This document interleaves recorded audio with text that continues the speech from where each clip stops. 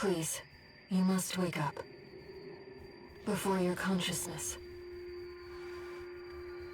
is forever scattered in the coral flow. I feel like growing up for most people, or if not most, at least some, that they came across robots or mechs.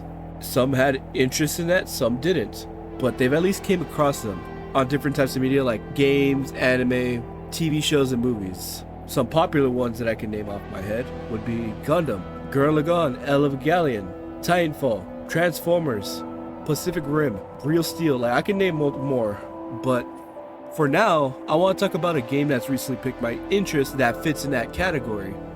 And with that, I'll be talking about Armored Core 6. Armored Core is a third-person fast-paced mecha shooter made by From Software, a popular, well-known video game company in the gaming scenario. They're well known for making difficult games throughout the years, such as Elden Ring, Bloodborne, the Dark Souls trilogy. I can name more, but for now we are playing Armored Core 6. Going into this, I start by selecting a name that for some reason never see again. Alright, Schmickum. Ignoring that, we start by being shown a cutscene. As I would assume my character is waking up, we slowly make a safe descent towards the area. It's odd, I would like to say, but I am greeted with a good luck charm.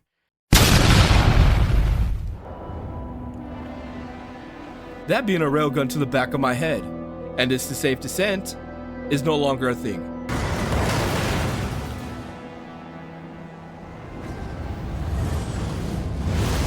And I should have realized earlier, while playing this, that this wasn't going to be easy. After making such a grand entrance, we're taught some controls, and while we're exploring, we find some scrubs along the way. After them blocking my path, I decided to make quick work with them as I move along my way. With a little bit of exploring, we came across a catapult, where my operator then tells me to load myself in, as I am then flung into some mountains. That's badass. And now we're off! We're off to go to the city. After landing, I was then instructed to look for a mercenary license in a nearby city, just so I can operate without having a target on my back, as you can see where we were shot down earlier. My operator tells me to go explore 3 broken down AC units to go check out to see if they have any licenses we can use. A AC unit meaning an armored core, hence the title.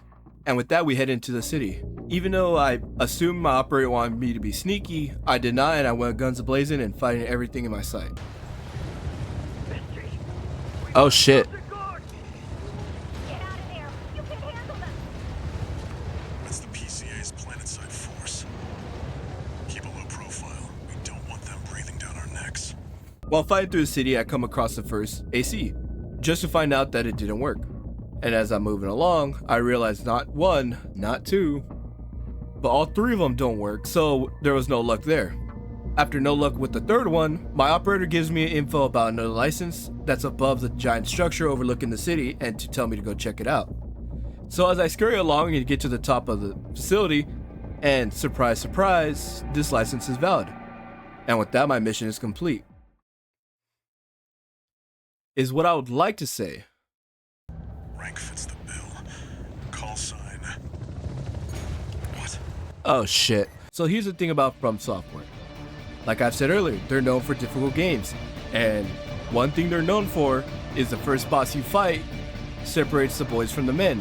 Meaning, my confidence will soon be shattered into millions of pieces. Oh no, no.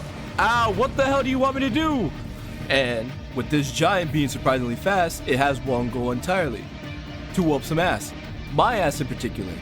With bullets and missiles that seem endless, I have to be careful not to die.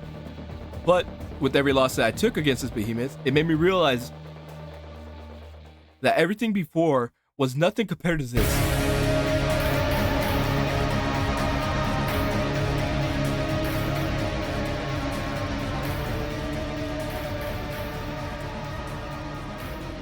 With nothing of sheer will, and for me to be truthful, me being stubborn for losing and not wanting to go out like a bitch, and using everything that I've learned so far over and over again, I finally beat the behemoth. There we go!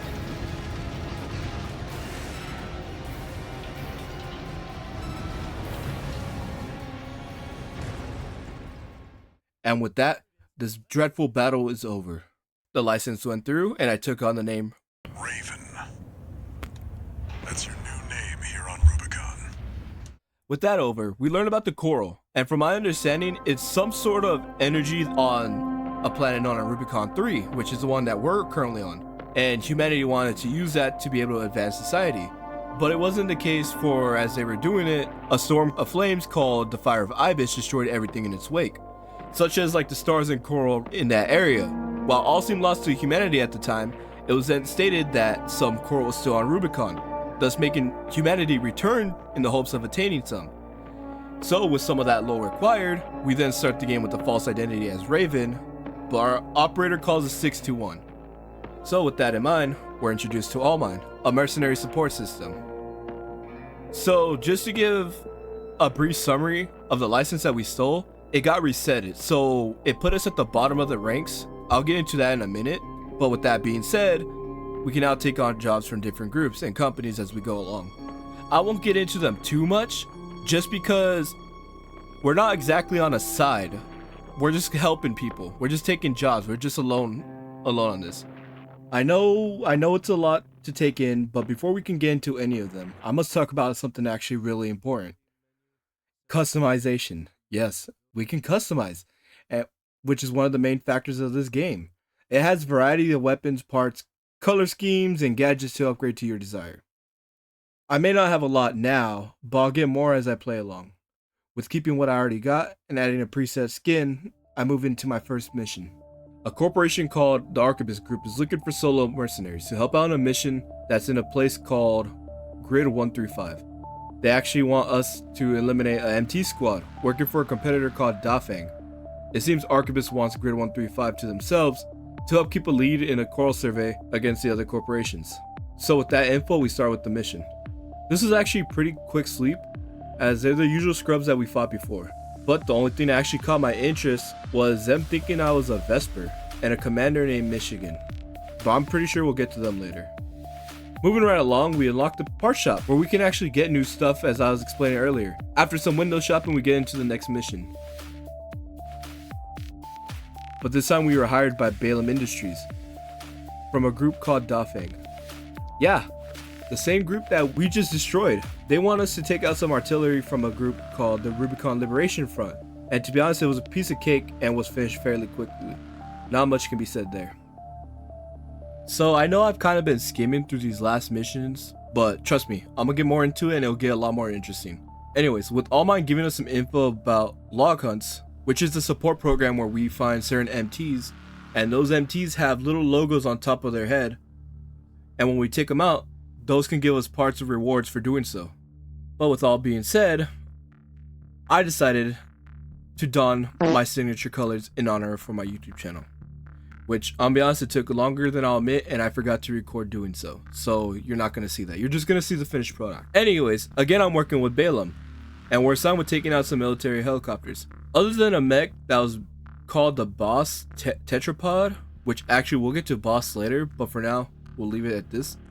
It gave me some trouble, but other than that, the mission was completed nonetheless. So here's some actual interesting lore that I came across. And this is actually about the RLF, or the Rubicon Liberation Front. It's that the people that we've been fighting against with Balaam these past couple missions actually view the coral in a religious sense. So they actually been living here ever since the survivors of the Fire of Ibis. And we've been essentially helping the bad guys, which is why Walter says it's just a job, implying that we might have mixed feelings towards this. With that out the way, Arquebus hires us this time to take out a tester AC that's under Dafeng's group. Yes, we're attacking Dafeng again. Though it's an inexperienced pilot, I must be smart about this, which is something I didn't fucking do and was then but defeated by him. Okay, whatever. And to be honest, I'm gonna give him credit. He actually did well for an inexperienced pilot, but nonetheless, in the end, I took him down. Fucking easy, man.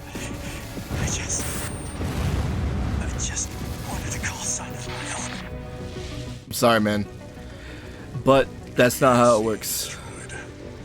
While it seems I did a good job apparently finishing my mission, that AC was going to an important group called the Red Guns, and with the mission over, we see a call between Walter and a guy named Michigan. Yes, the same guy that was mentioned in the first actual mission we did. Seems they were discussing about how I'll be working with the Red Guns in this next one. Michigan is actually a commander for the Red Guns and assigned me for quote-unquote ass-wiping duty with 2 other AC pilots, Gun 4 Volta and Gun 5 Iguazu. Don't quote me, I might get these names wrong. And we get a call sign as Gun 13. Our mission is to take out one of the Liberation Front's bases with their lifelines at a dam complex they have. Starting this out, one thing I can say is these guys give no shits about me. To them, I'm just some guy they have to carry, even though I'm doing all the fucking work. One piece of info though that I got from Iguazu is talking about climbing the wall and how this is just a warm-up. We'll talk about that in a bit, but as we move along, with a bit of them talking shit to each other, we head to the final lifeline. You hear me, you corporate vultures. Oh, what the fuck? Burnt pickaxe. There we come across a pilot with the name Burnt Pickaxe. He appears ready to take on the 3 of us. I know he was already at a disadvantage with the 1v3, but if it was a 1v1, the inexperienced pilot from before actually gave me a better fight than this guy. Though sad we put him down, his last word did mention a man named Father Dolmayan. And with that, we took out the last lifeline and ended the mission. One new message. Okay, what is this? You got lucky, Merc. You were the only warm body they could find. The Red Guns are going to be first over the wall. Have fun watching from the sidelines. I think he likes me. After that lovely encounter, we're now going with Arquebus again. This time we're here to take down a giant behemoth of a machine somewhere out in the middle of the desert, called the Shredder, the Liberation's mining ship. Yeah, we just keep fighting the Liberation. From what the guy in the briefing is saying, it's a resource base that was weaponized to be an anti-corporate force. The machine called the Eye, he wants us to take it out, but before that he gave us pointers about generators to deal with so the shield protecting the Eye can be disabled. So let's get started and head over.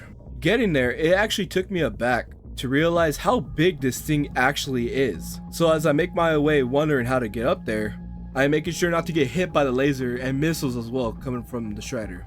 Once I got up close, Walter informs us to take out the leg, and in doing so, brings a bit of it down to make an area so I can climb to the top. Once we finally landed on the actual Shredder, it's time for us to take out the generators.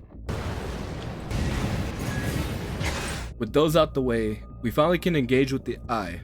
Now you've got the target in your sights. The fight itself was not hard, but with the amount of lasers and missiles they got, one wrong move and I'm toast. And with some effort, it was done. Okay, cool. After that was over, I then realized I should probably leave before the Shredder takes me down with him. And it looks like all that energy it was sucking up has nowhere to go. I should probably get out of there, huh? You need to get clear. Oh shit. Making some distance though, I definitely didn't think I was far enough. I watched as the behemoth finally goes down and watching all that something so big can be taken down. Damn, such a big... Oh, okay, you know what? Maybe I should just get a little farther away. Like, far away from this thing. Please get the fuck away. Well, with that done, Walter is seen in a call trying to convince a guy that goes by V2 Snail to allow us to partake in climbing the wall.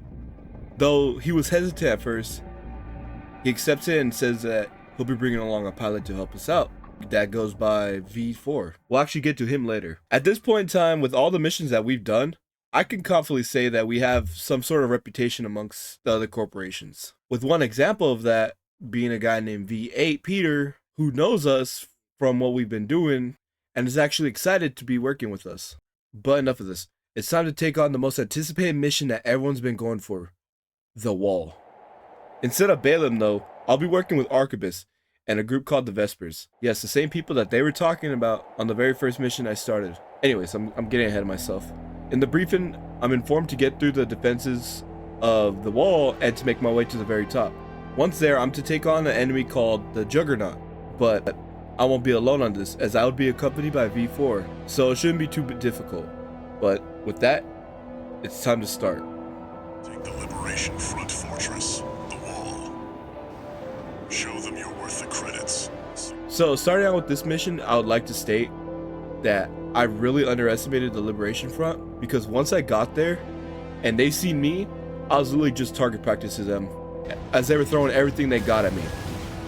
With me taking out their heavy artillery and making my way inside, V4 introduces himself. Do you read me? This is V4 Rusty. You're fast.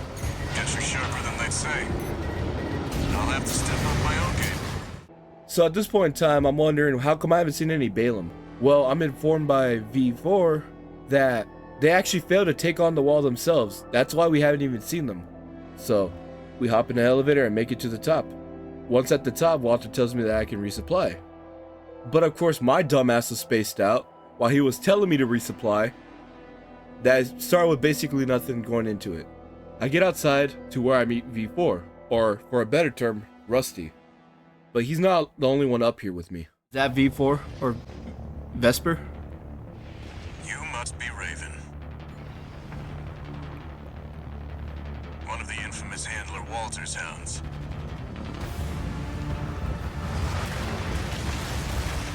And that's who we're fighting. Interesting. You ready to climb the wall? Yeah. The thing I could say about the Juggernaut is that other than being tanky, he's surprisingly fast. That's the Juggernaut. Heavy mobile here. Jesus! With a shield-like defense in the front, mixed with his heavy artillery and maneuverability, he's definitely not an enemy I could take lightly in this. But even though, thanks to my dumbass, I have no ammo or health, I still think I got it as long as I got Rusty backing me up in this. This is V4. Understood. Raven, I just got an update from Snail in command. We've got enemy reinforcements incoming. If I don't intercept them, we're both toast. I hate to leave you like this, but you'll have to finish without me. This is not a good time for you to be doing that. Go on. Well, that was short-lived. So, Rusty gets a call and says bye-bye to my sorry ass so I can deal with the Juggernaut myself. But it's not like it's anything I can't handle, so let's take this thing down.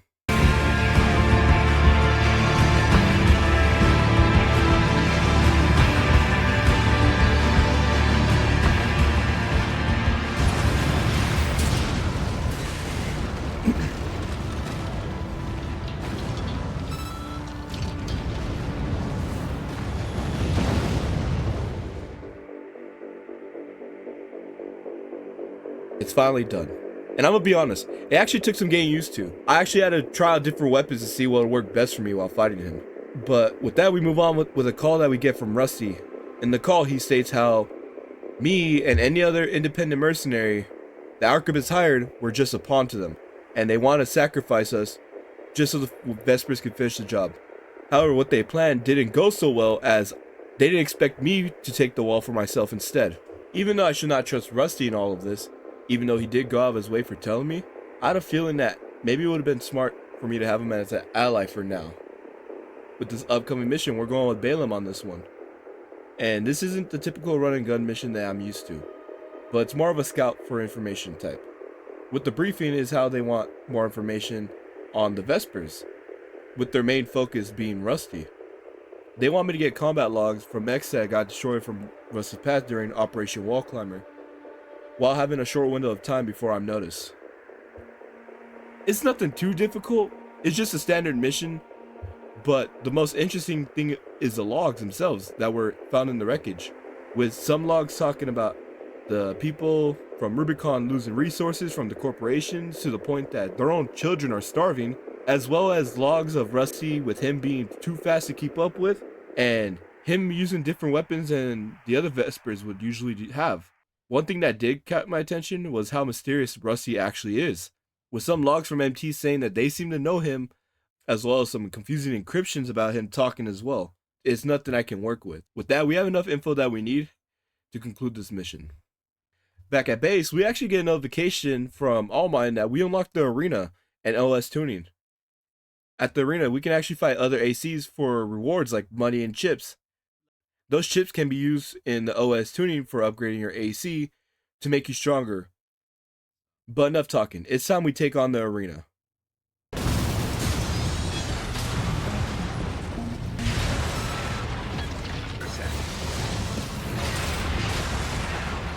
There we go. Easy enough, come on, we got this. I'm learning. Well, that was fun, but enough of that. It's time to get to the next mission. So for this next job, It's not Arquebus or Balaam this time, but it's actually the Liberation Front, which is new. They seem to think I'm more than just a pawn to these corporations and want us to check out an arsenal for them by Baus, where we've actually came across them earlier when we had to fight that tetrapod. They will sell to anyone, but seem to be a big help to the RLF, but for some reason their second arsenal went silent and they want me to check it out personally. Before I was dispatched, Walter seemed suspicious and warned me to be cautious about this whole thing, which he was right for thinking, because for some reason at the site, the whole area was eerily quiet and was like a ghost town. Well, almost. Watch out, 621. Oh shit! What the fuck? Seems it's not empty after all, with invisible MTs being in the area waiting for the moment to strike. Walter seems to know who's behind us, but keeps it to himself and tells me to keep going. After being taught to scan again, it became much easier to spot and take out the hidden MTs. One thing I must say though is these sneaky bastards are annoying. But hey, the only good thing is that they have bad aim. Once I took out what was left, I make it to the water reserve, and Walter says he detects faint traces of coral and to descend to the bottom.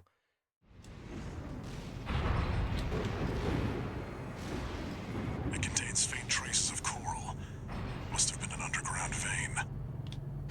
Baus was hiding a well all this time. Before we can get the chance to understand what was going on, I'm ambushed by more of those MTs. Above. Oh, I see him. With 5 of them all targeting me, my best bet is to defeat one at a time. You'd think it wouldn't be that difficult, right? They weren't that hard to take out before. But while one attacks me head on, the other 4 like to jump around the walls from place to place, all while being invisible. It did take some time, but once they were dealt with, I headed back to base, and it shows Walter having another call with somebody new, a woman that goes by Cinder Carla. She's important, but we'll get to her to another time. She asked about other pilots that seemed to work for Walter before me, and from the looks of it, they are no longer around. Another thing in that conversation was them talking about a place called the Watch Point. With that phone call over, he calls me right after and explaining that the water reserve from before wasn't of any use to us, but to focus on the mission that Walter himself has for me. With this next mission, it concludes this chapter. Everything that I've learned so far, and everything that I've been through, the struggles, the deaths, leads me to this moment. I have no idea what's waiting for me, but from the looks of it, it ain't gonna be easy. But before I get dispatched, Walter gives us the details. He explains for me to attack a watch point requested by his friend. The watch point was once used to regulate coral, but is now reduced to only monitoring dormant coral veins. Once there, I am to attack its sensor valve at its core, and to look out for the PCA, which is the Planetary Closer Administration. Even the other corporations don't want to mess with these guys. But enough of the briefing, it's time to head over there. It's go time, 621.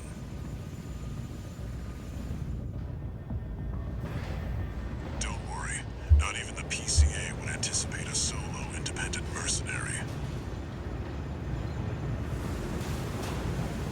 Get in there and get to work.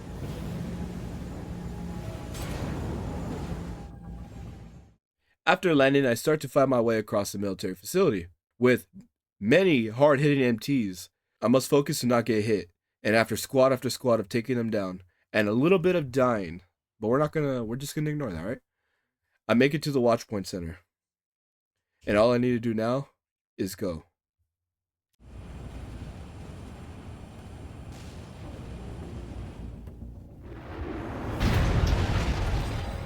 Oh shit. Attacking a watch point. Sula. You're incorrigible, Handler Walter. How many of your dogs must I kill before you learn? Oh shit. Is that Sula? We now have to fight Shula, and I'm gonna tell you now, he ain't somebody to take lightly. He has an energy bubble gun, a bazooka, both regular and plasma missiles. Oh yeah, not to mention, he's very fucking fast. I could definitely consider him the hardest enemy I've faced so far. He may have killed some of the past pilots before me, but in spite of that, I'm taking his ass down with me.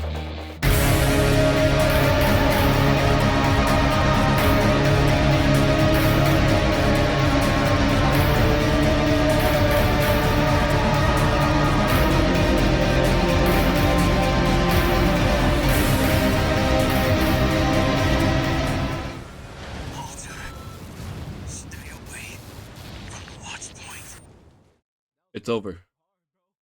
It's over, and he's down. And with that, I move forward. As I go inside the watch point and resupply, I head to the core. I'm taken aback by the size of somewhat beautiful room as I descend down. Now all I need to do is destroy it.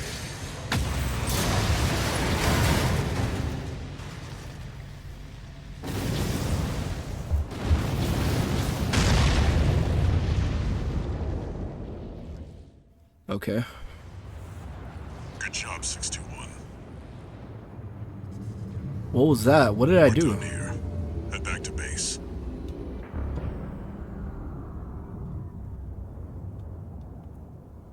So I'm telling me that's not it. Wait, no. What the fuck? 621, get out of there. Ooh. What?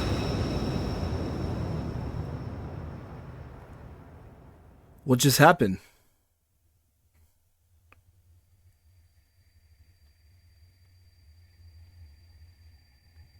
Who are you?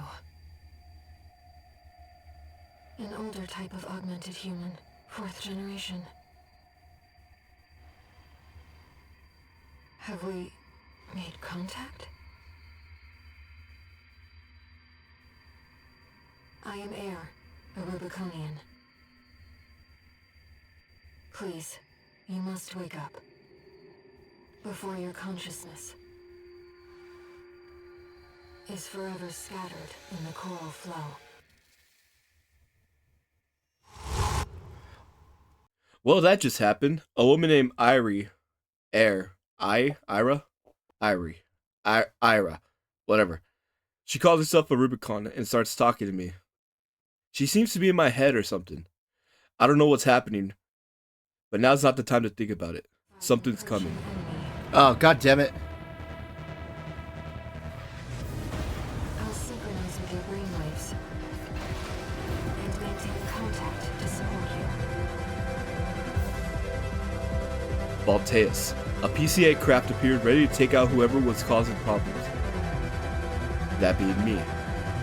With Irie helping me out in the fight, I must say, this guy is a monster. This is the most missiles I have ever seen a mech use. With such speed, even with using my sword is difficult with hitting him. What makes it even worse is that he has pulse armor. In spite of everything, he's difficult but manageable. I must keep moving. I must take him down. Midway, I bring it down to half health, and Irie warns me to stay back. It has a fucking second phase. It's much faster now, much stronger, and now has fire attacks. Everything I fought before can't hold a candle to this bastard. Not even Sula. Battle after battle, death after death. I'm getting more and more desperate. What am I doing wrong, and how can I take this thing on? Despite me getting angry and wanting to give up,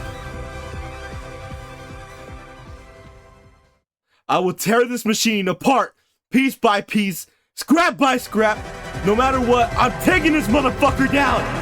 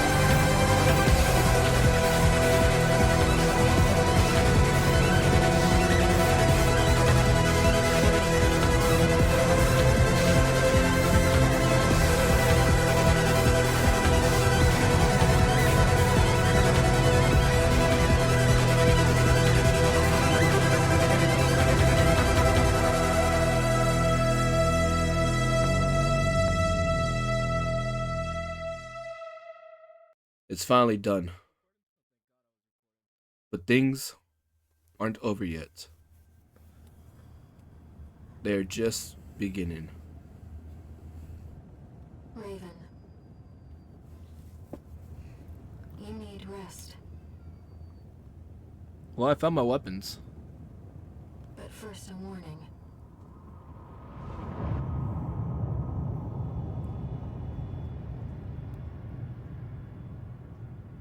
The coral surge you were swept up in? That was just a glimpse.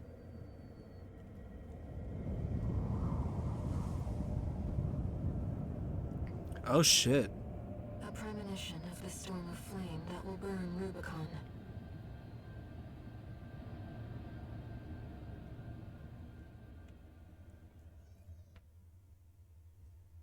Hey, what's up, guys? I hope you guys enjoyed that video, and I just want to say thank you for watching, for those who actually went this far. This is actually something that I want to try for a long time while starting my YouTube. With Armored Core, I feel like this is a perfect opportunity for me to like try it out. And though it's my first time, I hope you all enjoy it and stick around as I continue growing as a YouTuber. Hope you have a good day. Peace.